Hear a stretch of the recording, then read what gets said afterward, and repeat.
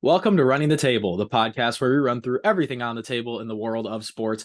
And like usual, we're wrapping up another week of NFL football. Week 5 is in the books. The season seems like it's flying by fast, but we got games to go through. So, Tim, are you ready to go? A lot of fun football to cover this week. Let's run it. Let's do it, starting with Thursday Night Football, where we get to talk about the Bears first, where guess what, y'all?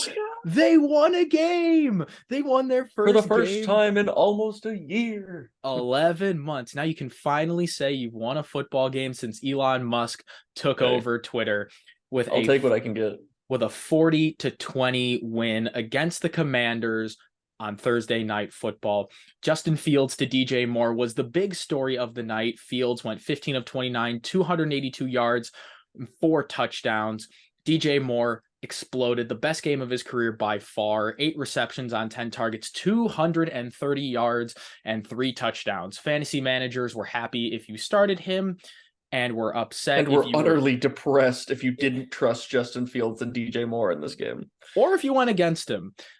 I'm sure y'all have had a fair case of both, whichever side you were on, but it was an offensive clinic for Chicago. It seemed like a lot was working, which meaning find DJ Moore. He was the only Bears wide receiver to catch a pass. The other receptions came by way of Cole Kmet, Robert Tonyan, and whichever running back they wanted to put in that was healthy.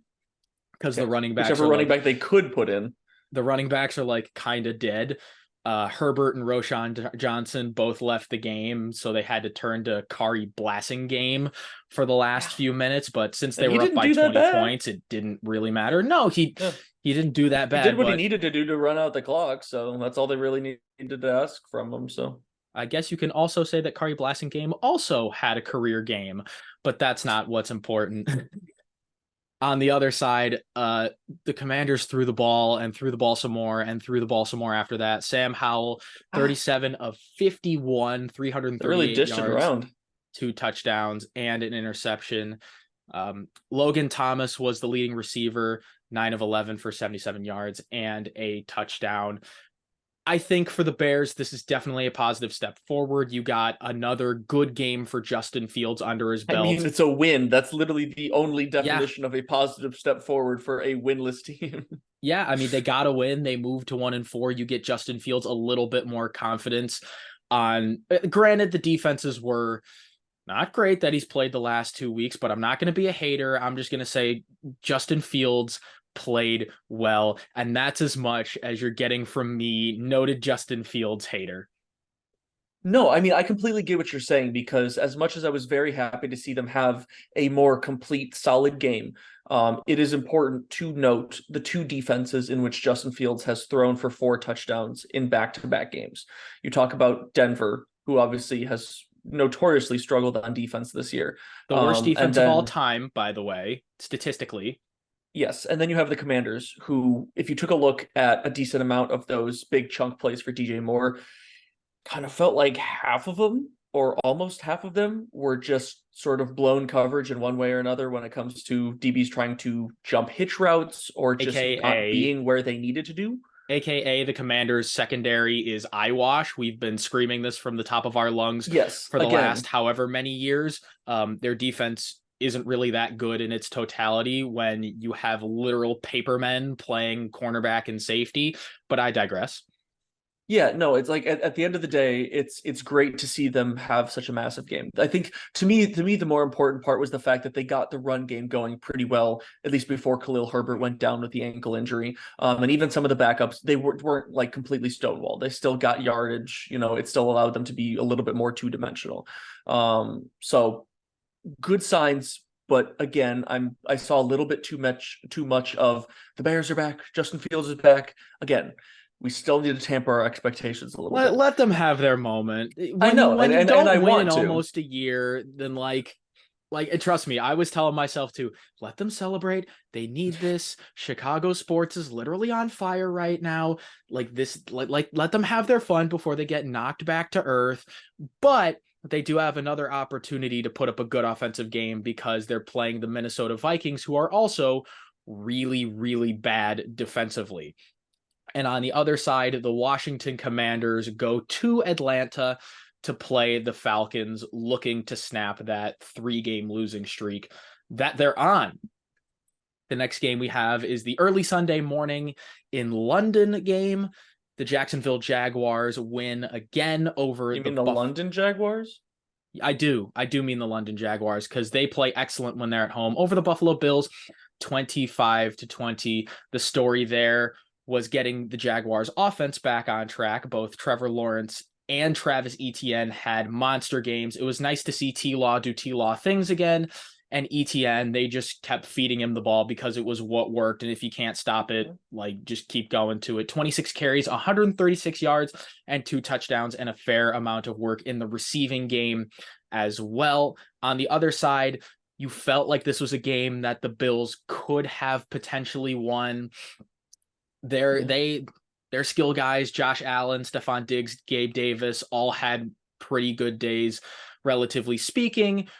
But when you're a team like the Bills, individual performances don't quite matter as much unless you win the game. And that's what the Bills are looking for. And if Jacksonville's going to be a team that they're going to maybe match up with in the postseason, then it's going to be very telling that you got to close out games like this.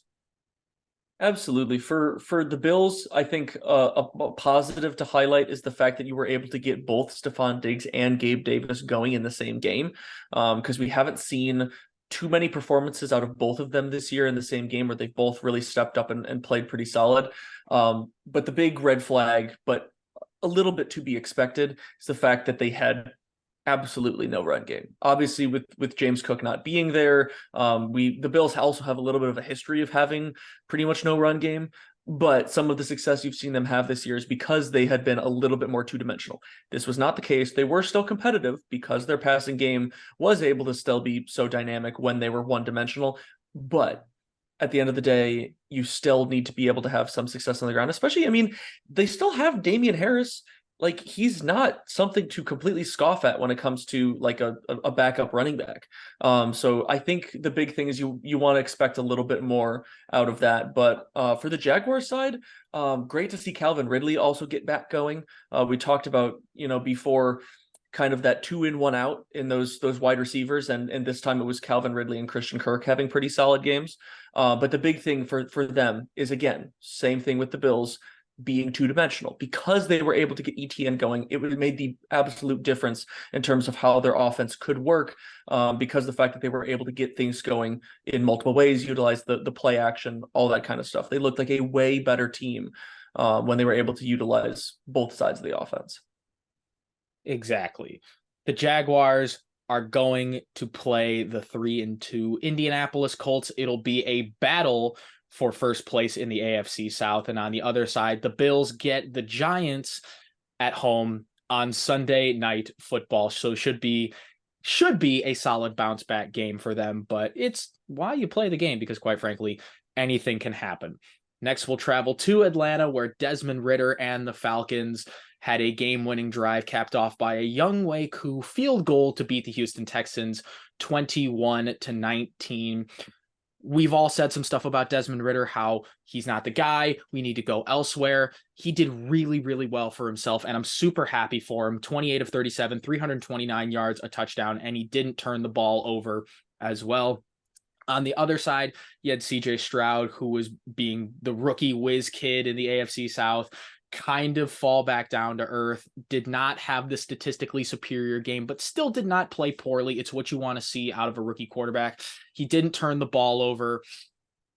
He completed most of his passes, and it's still a step further, like, in the right direction. It's a game that, like, later on down the line, the Texans would want to win.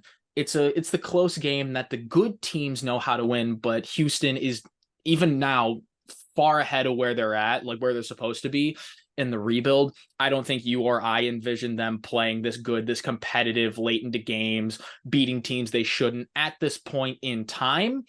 But here they are. It'll just take time for them to continue to grow. On the other side, with the Falcons, talked about Desmond Ridder, they got both of their running backs going. Bijan Robinson and Tyler Algier had a sizable workload, 14 carries for Bijan and 17 for Algier. So the run game still holding strong in Atlanta, and it's one that they like to have, and now they're going into week 6 against the Commanders at home with a positive record. So it's what you want to see if you're a Falcons fan. Yeah, for the Falcons, I mean, obviously the highlight is the fact that Desmond Ridder played, pretty solid, and he looked confident out there. He got things going, and he played a relatively simple game, and that's what they need him to do, is not, go over the top on anything. I will say I don't want to overhype him too much, because again, I don't think he necessarily did anything special, but he managed this one what they needed to do. But for instance, like if you take a look at his one passing touchdown, Bijan had to literally pin it behind his back to get into the end zone. Hey, Bijan's impressive, man. Bijan is a game breaker. But without Bijan, he might not have that receiving touchdown there. His line doesn't look maybe nearly as good. But shoot, I forgot to mention Kyle Pitts. Kyle Pitts did a thing. Yeah. 7 receptions, 87 yards. He got the ball a fair bit, and he made the most of it. Yeah, it was interesting. You saw a decent amount out of both tight ends on either side. Dalton Schultz found the end zone and had 7 receptions on 10 targets for 65 yards for the Texans as well. I think the big thing to highlight for me from the Texans side of things, obviously CJ Stroud didn't necessarily have as good of a stat line as we have seen him have in some of these first couple of weeks. I did actually get a chance to see a decent amount of this game. There was a fair bit of drops here and there on the Texans side of the ball that really didn't help CJ Stroud much. He was putting the ball in a lot of cases kind of where they needed to. They couldn't get much going in the run game, so they did have to be pretty one-dimensional in the passing game. But overall, what it came down to is certain little things just not going their way. Tank Dell goes down for the concussion protocol on a catch there in, I believe it was the third quarter. So there were certain things that didn't really go their way. Like you said, it's a game that they still down the line, and even right now, really wanted to win because it was in their hands. But the clock just ran out on them in the wrong time, and you give the Falcons credit. They did what they needed to do to really come away with this one. But for the Texans, the one thing I also see as a big plus of the fact that the Falcons may have been able to get both Bijan and Tyler Algier going, but they didn't really get a whole lot of efficiency out of them. So I got to give credit where credit is due to the Houston Texans D-line and really limiting those guys, because that game could have been blown wide open if they let those running backs really get going. Yeah, I think that's a good point. Yeah, you can pound the ball a lot, 31 carries combined between the two of them, but if you're not that efficient, what does it really mean? We know what the Falcons are doing next week. The Texans are at home against the Saints. After that, we have the Detroit Lions continuing to roll in an absolute thumping of the Carolina Panthers, 42-24. And the Lions have put all doubts to rest. They are legit. They are for real. They are here. They are the clear class of the NFC North. I mean, I knew that last week, but if you want to watch it this week, then yeah, Carolina is not a great team, but to win in convincing fashion is always a really good sign, especially without Jahmyr Gibbs, especially without Amon-Ra St. Brown. You got Sam Laporta, who's turned into an absolute stud, and they just absolutely rolled him. Bryce Young had a pretty solid game for the Panthers. That is the silver lining. 25-41, 247 yards, 3 touchdowns and 2 interceptions. The interceptions, yeah, are a problem, but it's nice to see him throwing for touchdowns, and Adam Thielen is proving reliable as that safety blanket, going over the century mark again and catching a touchdown. Yeah, didn't expect him in his old age. Not what I would have seen coming. To quite do that. I don't have much more on it, rather than like a really good team beat a really bad team. Yeah, when it comes down to it, I don't like, for the Lions, you love seeing 42. You don't really like seeing giving up 24 to that offense. But at the end of the day, again, they still played a very complete game. They did what they needed to do. The offense really got going without 2 of their star players, even though they haven't really been using Jahmyr Gibbs like a star player. but yeah, there's not that too much to say other than the Lions should have beat the Panthers, and they did relatively convincingly. So obviously great as for the Lions though to get Sam Laporta going. He's really, like you said, turned into a super reliable option for them, whether they're going to him in key plays like those 2 touchdowns that he got, or if they're trying to go for volume, whether or not teams choose to defend him that way. The Lions are 4-1 and clearly in first place in the NFC North. They will be traveling to Tampa Bay to play the Bucs. And the Carolina Panthers, the last winless team in the NFL, still looking for their first win as they travel to Miami. Are they going to get it? Probably not, but I'd like to see them try. Up next, we have an AFC South divisional matchup where the Colts defeated the Titans 23-16. 2 big things. Jonathan Taylor's return, but he was not the focal point of that running game. It was Zach Moss overshadowing him. 23 carries, 165 yards, and 2 touchdowns. Zach Moss is phenomenal. He is not losing this job if he has anything to say about it. It's going to be a timeshare at least, as they likely ease Jonathan Taylor back in to the running game, into the game plan. And Anthony Richardson can't stay healthy. He looks good when he is on the field. Is worse. And this time it's serious. With an AC joint injury, he's looking to miss multiple weeks. But luckily for the Colts, potentially a month. But luckily for the Colts, they have the league's best backup in Gardner Minshew, who is awesome. Just a dog. He's a competitor. He fires people up on and off the field. God, I wish he was my backup quarterback, but my backup only. 11 of 14, 155 yards, and engineered the win in limited action. He did what they needed him to do, and the Colts took the win. Yeah, I think what's most impressive to me about the whole Gardner Minshew situation is the fact that already, because of the random sporadic injuries, mid-game injuries that Anthony Richardson has come down to, time and time again, he has come into a game in the middle of the game and just been ready. And he's performed pretty much the same way each time. Not being overtly flashy, but knowing his team, knowing his personnel, knowing what situation he's coming into, and just doing what he does well. So it'll be interesting to see, what he's able to do with a couple of weeks, truly starting at the helm. Obviously, we wish Anthony Richardson a speedy recovery and that everything works out well. But if in the meantime, they've got an interesting situation to watch, because not only is Gardner Minshew, potentially playing for, keeping his job, he's also potentially playing for getting a bigger job potentially somewhere else. You and I have talked about, the potential for a starting job somewhere for him. This is what these next couple of weeks are going to be about. Can you be a consistent game in, game out starter on a team that maybe would not be considered to have the utmost offensive weapons all the time? It's not that they have nobody, but they're not like a team that's like, oh my gosh, this team's loaded. He's working with what he's got, and so far he's really checked all the boxes. On the flip side, for the Titans, I mean, it's still another example of where we just don't really know what to expect. Turning their wheels in the mud, stuck in mediocrity. They're still trying to ride the Derrick Henry train. Sometimes it moves, sometimes it doesn't. This was one where it didn't really run. He got overshadowed by Tyjae Spears, who rushed 7 carries for 34 yards and a touchdown, as opposed to Derrick Henry's 13 for 43. But they got D-Hop going in the passing game, so that's cool. But again, if you can't put together enough of these things, and come out with a win, again, it doesn't really matter.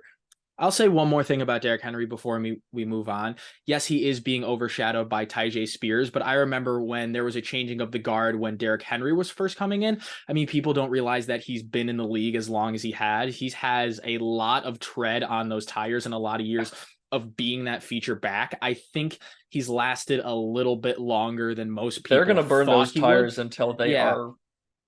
Because we've been asking for years, when's it gonna drop for Derrick Henry? When is he going to not be the guy? I think we're starting to see it, which sucks, but every running back has their cycle, and some cycles are longer than others. But props to Derrick Henry for what he has done.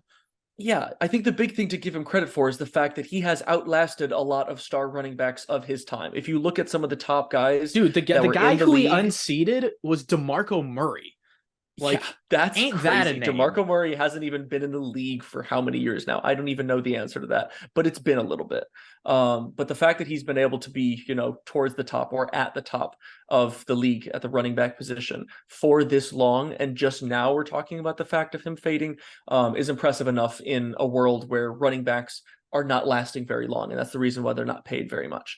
So we'll see what things continue to happen for the Titans, but they, like you said, they just can't seem to get themselves out of that, middle of mediocrity. Colts, Jaguars, first place battle in AFC South. We already knew that. Could The be a fun one. Titans will travel to London to play the Baltimore Ravens. We'll keep it moving right on along as the Dolphins sped past the Giants 31-16. Again, another example of a really good team beating a team that turned out to be really bad. And it's funny to think that, at least me personally, I thought the roles would be flipped, that the Giants would be the better team and the Dolphins would be the bad team.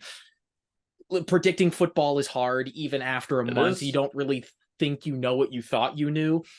But the Dolphins are always changing. Just that fast, dynamic offense with guys like Devin Achane. We thought fast is an understatement, which is wild to Tyreek Hill, say. we think he's the fastest guy in the field until Devin Achane steps in. We saw a long catch from Tyreek Hill where he was going full speed, and Devin Achane just looked like he was keeping up stride for stride, but he was just taking a Sunday stroll. It's so impressive to see, and it's really fun to have that kind of explosive offense in the NFL where Mike McDaniel is even like able to be creative and use those guys. And Chase Claypool, who they just traded for, might play some tight end, so stay tuned for that. That'll be really interesting. Yeah, I'm really interesting to see where that goes. On the other side, the woes continue for the Giants. I remember we predicted them being really bad last year. That is the team that is showing up now. Their financial investment in Daniel Jones is proving not to be a great one. They're still really missing Saquon because they can't get anything going offensively without him. So, and if that's your offense, pay him. To be fair, don't know why they haven't done it yet, but to be fair, I'm not really sure how much they'd be doing with him right now, because I see way more, as we've talked about in the past, I see way more problem with their offensive line. Yeah, their offensive line sucks. Whether it be, in the running game or the passing game, the offensive line is the glaring, weak spot on that sorely offense. Missing Andrew Thomas. Yeah, absolutely. I think, the one silver lining for the Giants in this game is you were able to get Darren Waller going for once, which, I mean, they got him to obviously use him at a pretty high level. So they were able to start doing that. We've been hyperfixating on moral victories here. There are no moral victories in the NFL. We're just trying to give like the bright spots. For I like to highlight some of the guys that I at least like trying to highlight some of those guys who played well in a very garbage game on a garbage team. But no, the Giants, they're struggling. There's not a clear way out for them right now, other than just hoping that things can kind of work themselves out when you get guys back from injury. But for the Dolphins, man, are they fast. You obviously talk about Tyreek and Achane, but you're also forgetting the fact that Raheem Mostert exists and Jalen Waddle also exists. They have four guys in terms of two running backs and two receivers that are amongst the fastest guys in the league, which to me blows my mind. I would love to know how the league let the Dolphins get four of the not only fastest, but best fast players in the NFL, because fast isn't everything. Dude, people had opportunities to sign Raheem Mostert. They had opportunities to draft Devin Achane. Tyreek Hill and Jalen Waddle, that was a Miami masterclass in terms of a front office move. But the other two, you have no excuses. The Dolphins at 4-1 are going to play the Panthers, who are winless, and the Giants have a tough test at Buffalo. Good luck. Speaking of when bad goes to worse, how about them Patriots, baby? The Saints absolutely thrashed them 34-0. Mac Jones benched again, and this almost seems like a new low for the Patriots, but it's like the new low. It keeps resetting for them. I mean, not to, steal like the new worst game for the Denver Broncos, because that is a whole entire different can of worms that we're going to entertain later on in this episode, but it's not great. They don't know who their guy is. They have Mac Jones and Mac Jones Light. And guess what? Mac Jones Light ain't any better than Mac Jones. So when you have two quarterbacks, you have no quarterbacks. And guess what? The Patriots don't have a quarterback anyway. It seemed like all the Saints needed to do was show up and bring their defense, and they were just going to come to party. So not much more I got to say about that. No, and you talk about the whole situation with them at quarterback. You have two quarterbacks, you have no quarterbacks. Take a look at that offense. You got two running backs, you got no running backs. You got two receivers, you got no receivers. They don't have a star at any position. And that's their problem right now. Nobody is standing out on that team. Everybody is falling back into, the muddle of atrocity that is the Patriots right now. Obviously, Juju goes down with an injury. None of the guys behind him are stepping up at all. You can't even get Hunter Patriots Henry have a win. You can't even get Hunter Henry a catch. They can't get anything going in the running game, and you give Bailey Zappi a little bit more of a chance than previously, and that falls flat on his face too. What do you do? I don't know. There's not much you can do. There really isn't. Rather than blowing it up, but there's Bill Belichick, the head coach, and Bill Belichick, the GM, and people regard him as the greatest coach of all time, deservingly so. He's been at this for a long, long, long time, but he has been at this for a long, long, long time. How is Emperor Palpatine going to get out of this one? I have absolutely no clue. But until then, the Patriots will travel to Las Vegas to play the Raiders, and the Saints will go to Houston to play the Texans. An AFC North matchup featuring the Ravens and the Steelers ended up in a I'm so frustrated by the Baltimore Ravens, man. I'm not even like a Baltimore Ravens fan, but just watching the Ravens just kind of make me watching sad. Their team is frustrating. They have a lot of talent, but it's almost like when they get them going, they can't do it for very long, and the frustrations just keep mounting. Like Lamar Jackson will have a really good game, and then he'll sort of fall back down to earth. But then again, I won't even put all of this on Lamar Jackson because his pass catchers, who were supposed to be better, they dropped did him so many no favors, including his security blanket, Mark Andrews. So when Mark Andrews is dropping passes, that's when it's kind of hit DEFCON 1. And guess what? The Steelers won. Oh, crap. Matt Canada is staying. And it is hilarious that he did not look happy with that game-winning touchdown by George Pickens. It's already been memeified, and it's already like, woohoo. But I guess the good thing for the Steelers is they have a long week with the bye week coming up. So they have whatever they need to figure it out. Just figure it out, man. Yeah, the Steelers, I mean, it's great that they came away with the win. Steelers got to Super Bowl. They're 3-2. Steelers got to Super Bowl. I mean, their defense is still the highlight. Their offense didn't look super stellar, other than, it was great to see Pickens get going, especially with that touchdown catch. But I'm still not convinced about Matt Canada. I'm still not convinced about Kenny Pickett and a lot of that offense. Yeah, why would you be? The thing that bothers me the most about this game is I have watched time and time again. Lamar is someone that I keep an eye on more than other quarterbacks, and I don't necessarily know why, but I do end up seeing a lot more of Lamar playing than a lot of other guys. Well, because he's different. This year, he's what I've seen this year that severely bothers me is his decision making in key scenarios. I have seen him take key sacks or penalties towards the end of games in crucial drives when he's one of the fastest guys in the league at the quarterback position, if not arguably the fastest. And he's taking way too many sacks. And that's what I don't understand is what has happened to make him lose some of the decision making. Maybe some of this game is, his receivers were not catching the ball. So what do you do? Like, do you press a tight window and hope for the best when you had open windows that didn't work? But it's been frustrating for me to watch Lamar struggle in ways that I never expected to see him struggle. But like you said, this loss is not entirely on him. He put a lot of those guys in plenty of situations to succeed. And a lot of them, in fact, almost all of them at one point or another in the game let him down, let the team down. So that truly was a team loss on, all sides. So I don't know what to think. Neither one of these teams is all that exciting to me. I got to be honest. Well, the Ravens were until they weren't. But here's the thing in the NFL, these sorts of inexplicable, how did you let this happen kind of losses, it happens a lot more than happen. They got to make it happen or don't. And those are your alternatives. I mean, Steelers on bye, Ravens at the Titans. Let's keep it moving. Where the Philadelphia Eagles defeated the Los Angeles Rams 23-14. The Eagles shut out the Rams in the second half. Jalen Hurts had himself a good day, throwing for over 300 yards and a touchdown. Did major damage on the ground too, 15 carries, 72 yards, and a touchdown. AJ Brown himself had another good game. And this was where like a lot of receivers on both teams really starred. Dallas Goedert went over the century mark.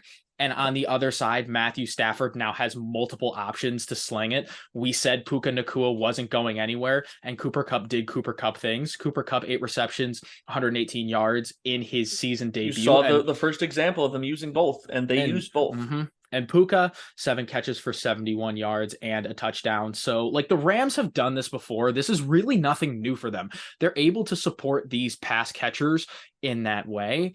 And on the other side, the Eagles continue to find a way to win games. I mean, we can criticize how pretty it may be, but like style points really don't matter when you're hanging W's, and the Eagles are undefeated. Yeah, I mean, a couple weeks down the line, when the season's over, you won't see a bunch of these close wins. You'll see that they started the season 5-0. Yeah. Yes, exactly. You won't care. And at the end of the day, you know, like you said, the Eagles are good at playing to their identity. You know, get the ball to AJ Brown, try to get the ball. You know, Devonta Smith was quiet, but in most of these games, it's trying to, you know, get him involved as well.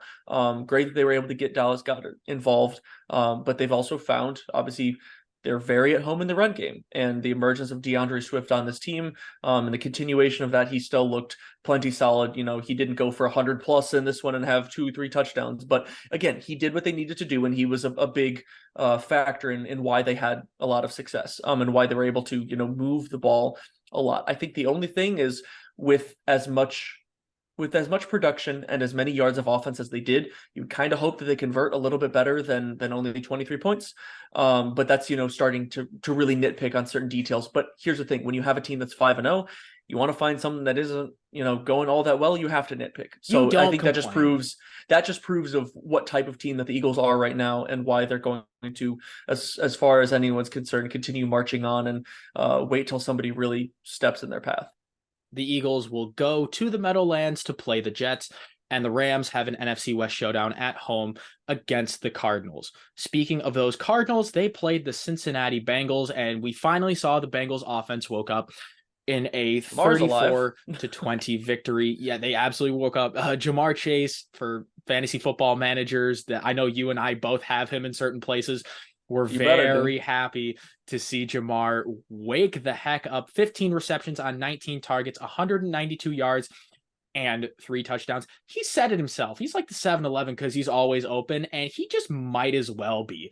But the major piece of that puzzle was Joe Burrow having himself a day. 36-46, 317 yards, 3 touchdowns, and a pick. All things being said, with the way that the Cincinnati Bengals have started this season, and with the way that the Cardinals have fought, this game was projected to be a lot closer than it actually was. We kind of see those separation that we expected out of these two teams, where one team is clearly better than the other. So it's nice to see the Bengals live up to that billing, and especially get guys like Trenton Irwin involved, because that's always a treat when you have these guys that you don't really know stepping up in major ways. And the Cardinals, what is there to be said about the Cardinals that hasn't really already been said? Josh Dobbs came back down to earth. They're doing their best, and that's A-okay with me, Arizona. You keep trying. You keep getting your gold star for participation. Yeah, we'll see what happens with that team when Kyler comes back, but obviously the expectations weren't particularly high. For, you know, the first 4 weeks, they really were, you know, exceeding some of those really low expectations, which was, you know, great for them. But you do see a little bit of it coming back down to earth against these Bengals, who did finally wake up and be much more like the Cincinnati Bengals that we expect to see. And like you talked about with Trenton Irwin and Tyler Boyd as well, guys like that, it is going to be crucial for those guys to continue to be involved and even, you know, increase their role a little bit more if T. Higgins is going to continue to miss time. You know, great to see them get, you know, the run game going as well. Overall, a much more solid and complete game from the Bengals than we have seen in these first 4 weeks. it's very promising going forward. Now they have to repeat it and show that they can have the consistency to compete with anybody in this AFC like we've known them to do in the past. Continue to build. The Bengals will have a tougher test ahead of them at home against the Seahawks, and the Cardinals going to LA to play the Rams. We're going to keep on plugging and chugging along with the Jets and the Broncos, as the Broncos, if you think it couldn't get any worse, oh boy, they had the ball with a chance to take a game-winning drive, and Russell Wilson gave the ball away. Is Russell the inferior Wilson to Zach? That remains to be seen. Well, Zach ended up winning, and honestly, good for the Jets, good for Breece Hall. They found a way to get going, and they found a way to take their revenge on Sean Payton for saying Nathaniel Hackett was the most terriblest coach of all time. That's not quite how the quote went, but I'm paraphrasing. He might as well have said it like Sean that. Payton, take that. Yeah, you bum. Right you now, don't have Drew Brees anymore. Sean Payton is looking a little bit more and more like a grumpy old guy week in and week out now. Every week there's something else that has been putting him in less and less favorable light, and this is just the most recent episode of it. They did not look very good on, I would say, either side of the ball. They couldn't get much going on offense, especially in the pass game. You know, your leading receiver in terms of yardage was Samaje Perine, which is interesting in its own right. But they struggled when it mattered most. You talk about that Broncos. Key crucial turnover. They don't look very good. And where do they go from here? Where do they go? We don't know. It's like the Patriots, like except the Broncos have a quarterback and a head coach that they can't really offload because they spent up $10 million draft picks on either of them respectively. But yeah, they have to sit in the bed that they made. So they're kind of stuck in this situation for. What about the Jets? For the Jets, oh my goodness, I am so happy to see Breece Hall finally have, his big unleashing game, and not just because of the fact that I have him in fantasy. Yeah, I was gonna say, I was getting very frustrated. Yeah, do you have him in your fantasy team and as a frustrated manager? Because I also have him in a few places. I tried to buy low for him like so many times, but I guess people wouldn't give him to me. Whatever. Regardless, it was great to see. Yes, it was great to see him have, that massive game, 22 carries, 177 yards. It was a big reason why they were able to have as much success on the offensive side of the ball as they did, because, Zach Wilson, he did what he needed to do, but he didn't look great. 19 for 26 for 199 yards and an interception. They were able to get the ball to a couple of different guys, but nobody really stood out, especially in the receiving game. So that running game was crucial for them to be able to win that game. But I think more important thing to highlight is the fact that with that crucial turnover, with that crucial fumble that they were able to cause, the defense stepped up exactly when it needed to. And that's going to be the difference between, close, like winning and losing close games, is what is your defense going to do when, they need to make stops. And they made, the biggest stop that they possibly could in that game. So great for the Jets. Hopefully they can try to build on this. Although, again, we've talked about. Hey, good luck. They're playing the Eagles. Yes, beating the Broncos is great, but we can't exactly call it the biggest accomplishment in the National Football League. Don't tell that to the Bears, because they couldn't even do that. But it's good to see. Hopefully, the more wins that they get, you're hopefully building more confidence in Zach Wilson. I think that's the most important thing for this team, is try to continue building him, because the more you're able to build him in both talent and also confidence, the better chances you have to really beat some of these, better teams, to put themselves in a chance to, at least try. Until Aaron Rodgers comes back. But again, that's kind of what it comes down to, though. They want to try to be in a situation where if Aaron Rodgers truly does manage to come back, which I will say, I will believe it when I see it.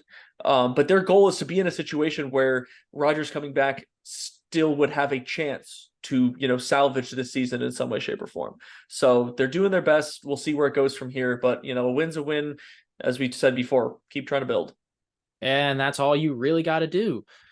The Jets will go play the Eagles, and the Broncos, they have primetime games. So a quick turnaround at Arrowhead. Not the to play. Broncos in prime time. Well, hopefully the Chiefs mop the floor with them at home. And that's all I have Yeah, to but say that's about not that. that much better At least it's watchable football on one on side. one side. Yeah. Yeah. Speaking of those Chiefs, they beat the Vikings in a one-score game. Shocker, the Vikings lose another one, and that statistical anomaly of last year is looking more and more like an anomaly because guess what? The Vikings suck. Ha ha, hold this L. You're 1-4 now. El Bozo, get screwed. Yeah. The Vikings did have a chance to take it down the field late, and they done goof because guess what? The Vikings aren't actually great in late game situations. It doesn't help that Justin Jefferson exited the game. That was going to be the big highlight for me is that's going to be huge for them going down the stretch, and it was huge for them in this game as well. Obviously, when you have a player of that caliber, and we all know how important he is to that offense, they were not the same offense once he exited the game. That was very apparent. Look, the Vikings can't throw the ball, or that's all they can do. Rather, all they can do is more like they can't throw the ball forever. Yeah, I mean, they can't do their throw best, the ball forever. That's an awesome way to put it. It's only going to look. You talk about being one-dimensional. So the Vikings are about as one-dimensional as it gets. And the Chiefs are the Chiefs. It's like the Eagles. They don't really care how you win as long as you win. And Patrick Mahomes and the Chiefs pulled it out. There's really not much more to say about this game, is there? The big thing for me for the Chiefs is the fact that you avoided serious injury for Travis Kelce. Yeah, him going down there got a little bit scary. He was very frustrated on the sidelines, but he was able to come back in and get that touchdown afterward. So all signs point towards him being fine going forward because we all know what a Chiefs offense without Travis Kelce can look like. And it's not that pretty. So he's very big for him. I mean, you talk about the fact that, he had 10 receptions in this game. After that, you've got, you got a guy with 4 and 5, but he is by and far what makes this offense work. So they need every bit of him outside of the best quarterback in football. Let's not. Well, yes, but again, ignore that fact. He can only do so much when he has Butterfingers Tony out there. So that's a very fair point. The Chiefs, we talked about just last game, how they're going to obliterate the Broncos on Thursday Night Football, and the Vikings will go play. Boy, I hope. The Vikings will go play the Bears, and hopefully both of these teams will find a way to lose, but I can't have what I want, so one team has to win. Hey, 1-1-4 team will likely get a win unless they both tie, and in that case, that just puts the NFC North in a nutshell right there. Yeah, you know what? Guess what? Bears and Vikings fans, shut up. Don't talk to me. Yes, I know my team looked bad, but at least we're not 1-4. So go suck a big old 2-3, so you're one game better. Still better. I don't care. I'll take it. But we're going to talk about them after we talk about the Cowboys and the 49ers. But my goodness, I will keep this short and sweet. We thought it was going to be a good game. We were sorely mistaken. They whooped them around the field all day long. Niners put baby in a corner. Dominant. They absolutely did. Brock Purdy himself is entering the MVP conversation. He could do no wrong in this game. Every time he hasn't done any wrong all season. He leads the NFL in QBR by a significant margin. Regardless of who you are, dude, he looks fantastic. You can't take that away from him. I understand he has all the weapons. I understand he has a head coach. You can't say that it's a byproduct of those things anymore when week in and week out, Brock Purdy is putting on a show.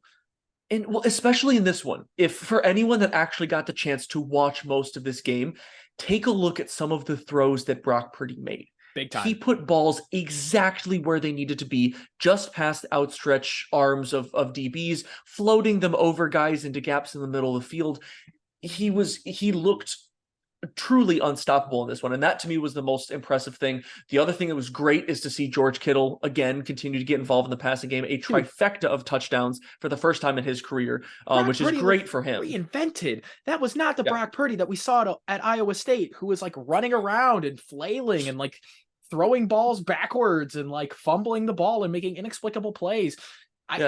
He has been transformed in the He world of this offense. he has the career that was supposed to happen to Trey Lance.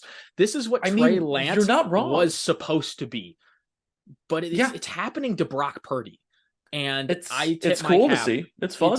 I love absolutely it. cool to see. I'm gonna keep my quips about the Cowboys short and sweet because, quite frankly, do I want to talk about them? No, I don't want to, so I'm not going to. Dak Prescott, how about those interceptions? He threw 3 of them. He did not look good. He's starting to inch closer towards his less than 10 interceptions on the year mark, and it is week 5. Yeah. Oh, Dak. If only I mean, what are you gonna say? Like, is Dak the guy? I mean, 49ers fans were calling for Trey Lance, and they also have Cooper Rush, but what are you gonna do? Is the alternative really that much better than what you have right now?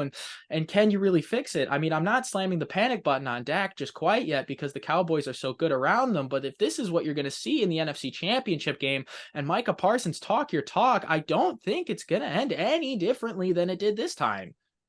No, it sure doesn't seem like it. And apologies to this former player that I am forgetting who he is, but the clip is very prevalent in my mind. And I quote, "Can I say this on live TV? Dak his ass." Because oh boy, did he look like it in this game. Oh, good Lord. That's pretty much all I have to say about that. Because it was not pretty. It really seemed like the 49ers snatched the momentum right off the bat in this game and never looked back. On both sides of the ball, they looked utterly dominant. Their defense Accurate. was all over the field. Fred Warner continues to cement himself as one of the best, if not the best, middle linebacker in the National Football League. He does just a little Tim bit of also has everything. him on his fantasy team. That is a statement that is correct.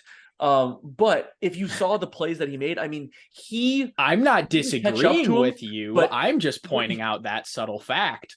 you're looking at a linebacker that went stride and stride with Michael Gallup up the seam on a ball that was thrown 30 plus yards. To me, that is an anomaly at the middle linebacker position, and also a guy that could perfectly time a massive fumble in the middle of that game. So we know who the 49ers are, but they continue to cement it week in and week out of just how dominant they can be when they get the ball rolling. And here's the thing about the Niners, it ain't gonna be a thing without the ring.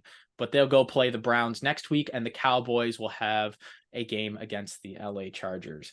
And there were no more games. No more games happened in this Are you week of sure? football. Are you Yup. sure? No more games happened. Something seems to be ringing a bell. Nothing else happened You at all. know, I have to say Nothing else happened. I it promise feels you. it feels a little nice to be on the opposite side Nothing else happened. I got no, damn of it. I a got a lot moment of like foam. you know, that I right done there goofed. is a pretty much an epitome of what the Packers were trying to do today. Yeah. A lot of what they did just didn't go right. Kind of like me The pouring this beer. It Packers, didn't quite go right. I didn't quite intend for there to be this much foam. So take that and my foamy beer as a microcosm of how the Packers played. Yes, I am 21 YouTube. I promise. Don't take this video down. I'm just gonna drink my beer while you talk about the yes, game. as Drew neglects to mention or truly believe, the Packers went and visited the Las Vegas Raiders on No, they Monday didn't. Night Football this That didn't week, happen. I am electing to and ignore that this game lost happened. to a final score of 17-13, in which you did see some struggles out of Jordan Love, mainly some of the three interceptions That's being is nice. Thank you for putting yes, it so kindly, Tim. the three interceptions is, I would say, the glaring error in this one. You'd like to see him try to turn over the ball a little bit less. A pretty egregious interception over the middle of the field to Robert Spillane. Yeah. In that first half, two of them. Robert Spillane yes, had 2 interceptions. So when you say yes, the he Robert did. Spillane interception, I go, Which which one? one? Yeah, there was not a lot going particularly well for the Packers, other than yay, AJ Dillon ran the ball okay. No, don't even try to spin it as a positive. Don't Eh? even no, Eh? don't. Don't stop it. You stop that right now. I don't think that I will. You know what, Tim? I'm going to let you say what you're going to say, because if I start talking about the Packers, I'm going to completely neglect talking about the Raiders, Yes. because I'm just going to go on a statement about my team. So, Tim, I suggest you say what you're going to say about the Raiders now before I get into the good, the bad, and the ugly of this game. You seem to have read my mind, because on the opposite side with the Raiders, they did not look perfect, but they did what they needed to do at the right time. Jimmy Garoppolo, Hall of Fame game manager, he didn't look great, but he did enough. Josh Jacobs at least had a little bit of an improvement, but with the way that this Packers defensive line has been playing, you kind of expected that. I don't even want to say Garoppolo outplayed Jordan Love, because Garoppolo didn't really have like many mistakes to make. He just did the thing. At least Jordan Love tried to make plays happen. There, like, at least in the second half. Now, don't get me wrong, looked terrible in the first half. Not going to take that away from him. But like, at least in the second half, he tried. Like, Jimmy Garoppolo didn't even do that. Give me a break. No, I mean, for the Raiders, cool to see Jacoby Myers step up with Devontae Adams. Give Jair Alexander and the Packers credit. They did lock him down pretty well with 4 receptions for 45 yards. But again, silver lining. When you put, hey, like you said, you can give all the silver linings you want, but it doesn't matter if you can't come up with a win at the end of the day. And the Packers weren't. So, Drew, now that you have finished your refreshment over there, what's your outlook on what you saw today? That refreshment was the best thing about tonight. So let me just start. What a great start. Let me just start about the Packers. I think that burp just kind of sums it up. It was all bad. It was all really, really bad. Last week, I went through a checklist of the things that I wanted the Packers to fix in their 11 days in between games. Offensive line, didn't fix it. You couldn't stop Max Crosby.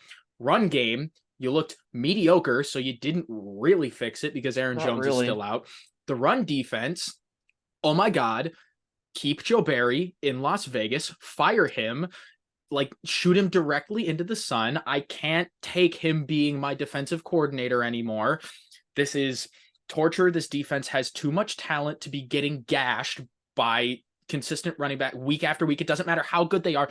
Like, the Raiders hadn't been good in the run up until this game. Josh Jacobs has been struggling, and he looked decent. And Josh Jacobs looked marginal.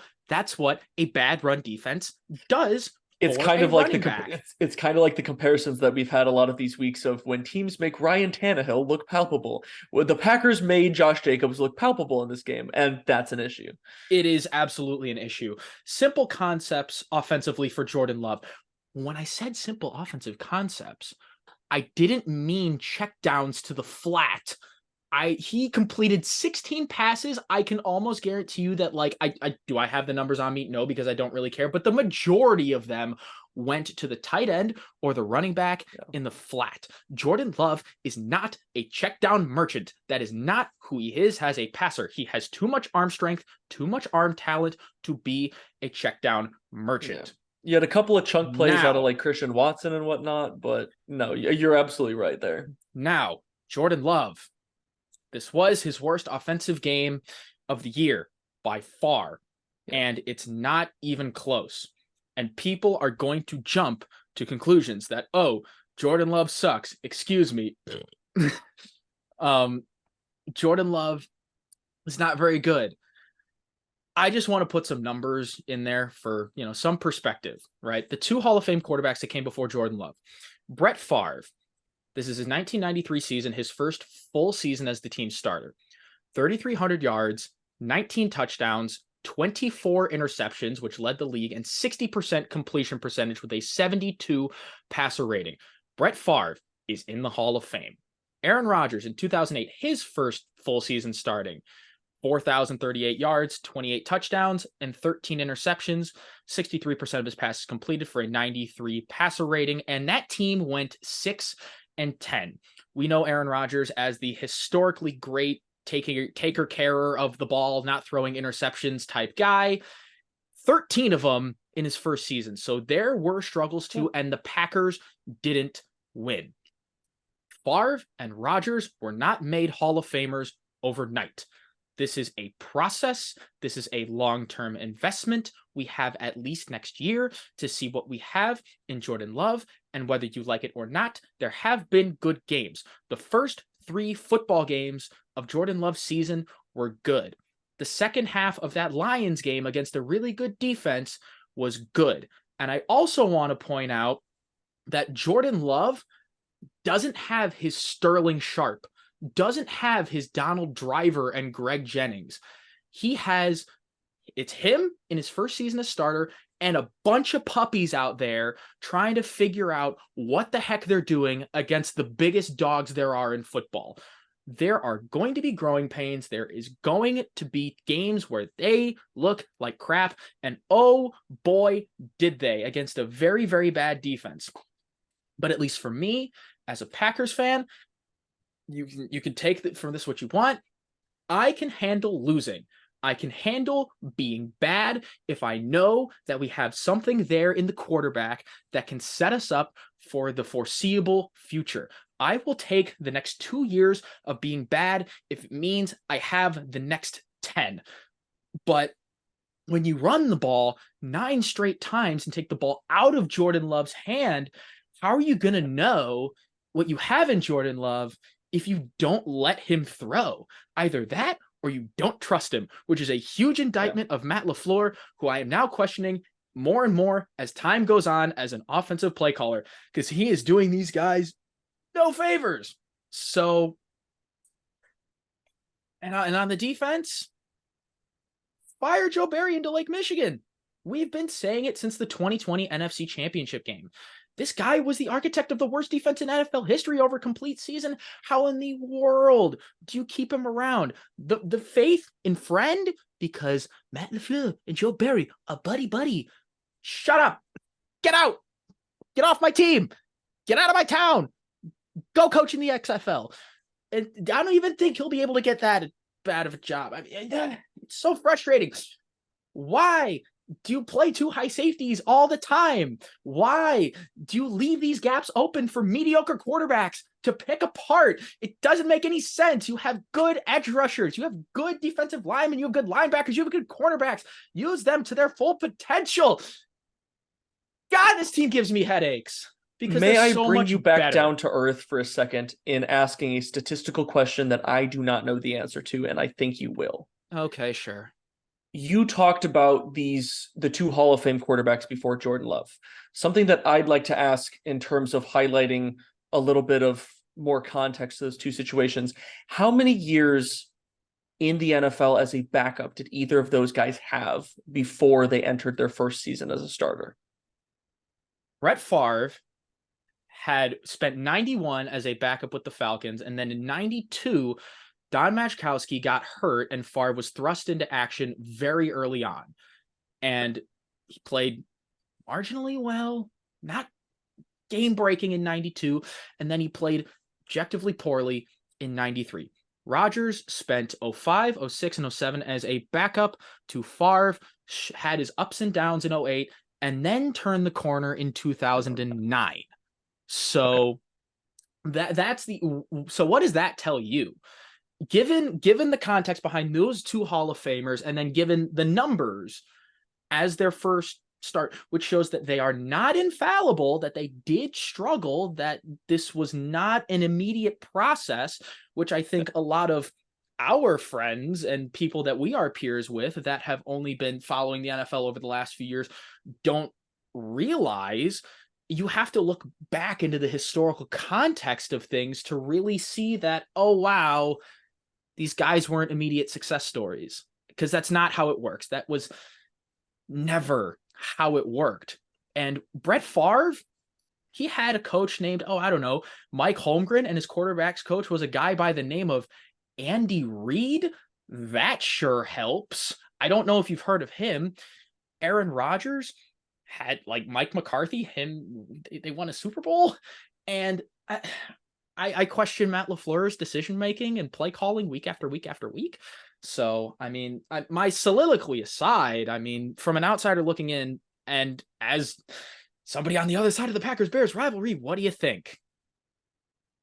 Yeah, the reason why I asked that specific stat is I just wanted to provide a little bit more context and get a little bit of a better picture about what those other two guys had before coming in as a starter, because I do get your point about, giving him that time. Obviously he doesn't look fantastic right now. I'm not willing to count him out. I would love to. I would love to say that Jordan Love is done. He's washed in his first season as a starter, but the logic This side in many me can't do starts. that. This many Yes. starts. The logic side in me can't do that. And I will absolutely agree with you in the fact that there have been flashes of very good thus far. So what I think it comes down to is, what type of growth do you see over the course of the season? And then, next year you talk about the fact of that's going to be, I would consider, not like the deciding season, but it will be a big difference maker in terms of, It'll be a major contract stuff. it'll be a major one because he's under Yes. contract this year and next year on a relatively cheap deal. And then they have to make a decision from there. Yeah, they do. So it's going to be interesting going forward. I think I agree with you on a lot of points of the fact that Jordan Love has the ability to continue to progress and get better and better. He is not done. He is not out. Games like this are unfortunate, mainly because of the fact that you'd like to see the environment and things around him put him in a little bit of a better situation. And right now that's not what's happening. I mean, I'm not going to complain, but obviously I understand why you are, because there's a lot of things that seems like the Packers could be trying to do to try to counteract some of those things, and they're not my pulling complaints. the trigger on them. My complaints are not with quarterback. Yeah. I understood that this is what we were going to have. My complaints are with literally everything else. Literally everything else. Yeah. In situations where we should be better, the expectation is to be better with personnel and coaching that in theory should be better, and we're just not. So, and I implore all Packers fans to give Jordan Love time. I think if by like this point next year you're out, then fine, you're out. But the thing about NFL fans and sports fans is like, I want, like, it's like, what have you done for me lately? I want my money and I want it now. Like, but these things aren't immediate. So, I'm looking forward to the fact that we still have 12 games left to play. So there's still a lot of growth that could be had. I'll just say there's no better time to go into the bye week. And the Raiders, things to look at. And the Raiders, the other team that played in this game, I know, shocking, right? This isn't just about the Packers for some reason. We'll go play the Patriots, and I am done for the night because that is all we got in our Week 5 NFL recap. If you liked what we saw, we have recaps of every single week, including previews of almost every division in terms of all that stuff. And we have tons of other sports content. So if you like other sports and not just football, go watch that. You can find us on YouTube, Spotify, and all other podcast platforms. So let us know what you want us to talk about next. And until next time, we are out of here.